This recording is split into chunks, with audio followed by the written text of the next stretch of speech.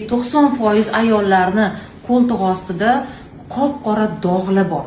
Podmышка ham oqaradi, tizzalar ham oppoq bo'ladi. Tirsaklar ham oppoq chiroyli bo'ladi. Kosmetologga kelish shart emas uning uchun. Absolutno kelib o'tirmanglar, uyda o'tirgan holda shundoq kuxnyaga kirasizlar, kuxnyada bor narsalardan va vannada ham bor bu narsa.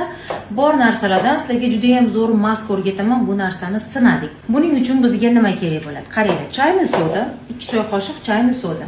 Demak, 2 choy qoshiq chayni soda, unga limon 4dan 1.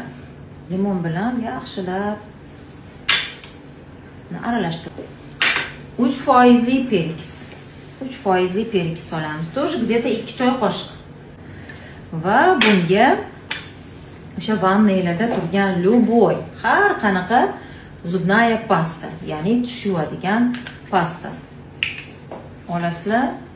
Buni qancha solishi, mana bu massani qanchalik quyilishiga qaraymiz. Massa quyilishi kerak. Yaxshilab aralashtiramiz.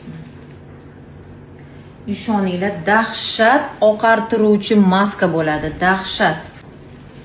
Yarim soatga qoldirsanglar bo'ladi. Yarim soat, конечно, qurib qolguncha. Agar strech tortib qo'ysanglar, strech bilan yopib qo'ysanglar, yana ham yaxshi oqarish bo'ladi. Qani haftada 2-3 martagacha qilsa bo'ladi. Teri ta'sirchan bo'lib, bundan keyin qizarib ketsa, har kun bepanthen borablu surib turasizlar. Tinchlangandan keyin ikkinchi protsedurani boshlaysizlar o'sha. Mana shu holda qo'ysanglar, podmышка ham oqaradi, tizzalar ham oppoq bo'ladi.